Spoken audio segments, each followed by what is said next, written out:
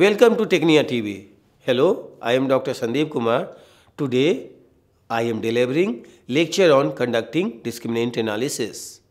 The steps involved in conducting discriminant analysis consist of formulation, estimation, determinations of significance, interpretation, and validations. Here, there are different steps of discriminant analysis. First one, formulate the problem. Second one, estimate the discriminant function coefficient. Third one, determine the significance of the discriminant function. Fourth one, interpret the results. And the fifth one, assess validity of discriminant analysis. Now I am explaining the first step, which is formulate the problem. The first step in discriminant analysis is to formulate the problem by identifying the objectives, the criteria variable, and the independent variables. The criteria variable must consist of two or more mutually exclusive and collective exhaustive categories. When the dependent variable is interval or ratio scaled, it must first be converted into categories. For example, attitude towards the brand measured on a 6-point scale could be categorized as unfavorable, which is 1, 2, 3, or favorable 4, 5, 6. Alternatively, one could plot the distribution of the dependent variable and form groups of equal size by determining the appropriate cutoff points for each category. The predictor variables should be selected based on a theoretical model or previous research, or in the case of exploratory research, the experience of the researcher should guide their selection. The next step is to divide the sample into two parts.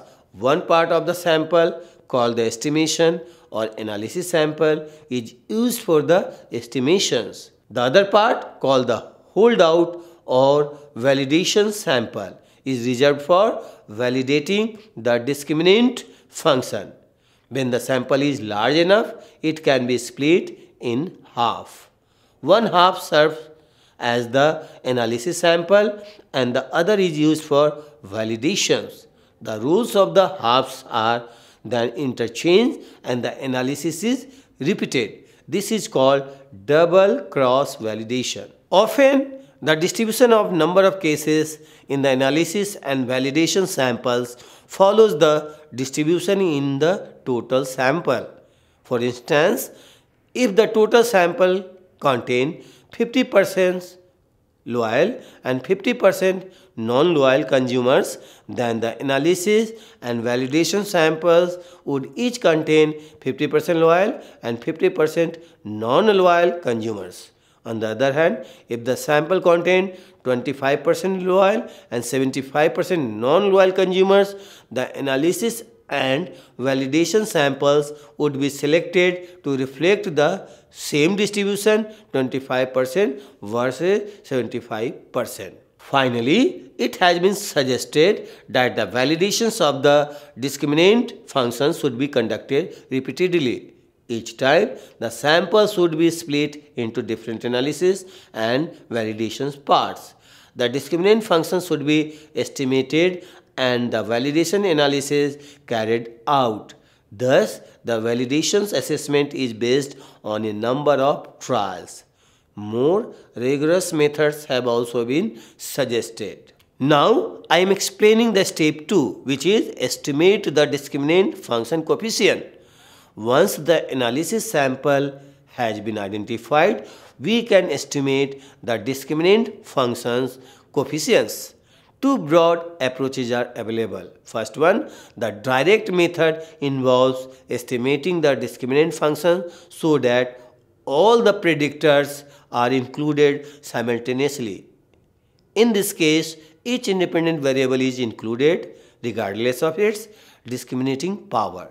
This method is appropriate when, based on previous research or a theoretical model, the researcher wants the discrimination to be based on all the predictors and alternative approach is the stepwise method. In stepwise discriminant analysis, the predictor variables are entered sequentially based on their ability to discriminate among groups. This method is appropriate when the researcher wants to select a subset of the predictors for inclusion in the discriminant function. Now I am explaining the step 3, which is determine the significance of the discriminant function. It would not be meaningful to interpret the analysis if the discriminant functions estimated were not statistically significant. The null hypothesis that in the population the means of all discriminant functions in all groups are equal can be statistically tested. In SPSS, this test is based on Wilks lambda. If several functions are tested simultaneously, as in the case of multiple discriminant analysis, the Wilks lambda statistics is the product of the univariate lambda for each function. The significance level is estimated based on a chi-square transformation of the statistics. If the null hypothesis is rejected, indicating significant discriminations, one can proceed to interpret the results. Now I am explaining the step 4, which is interpret the results. The interpretations of the discriminant weights or coefficient is similar to that in multiple regression analysis. The value of the coefficients for a particular predictor depends on the other predictors included in the discriminant function. The signs of the coefficients are arbitrary, but they indicate which variables value result in large and small function value and associate them with particular groups.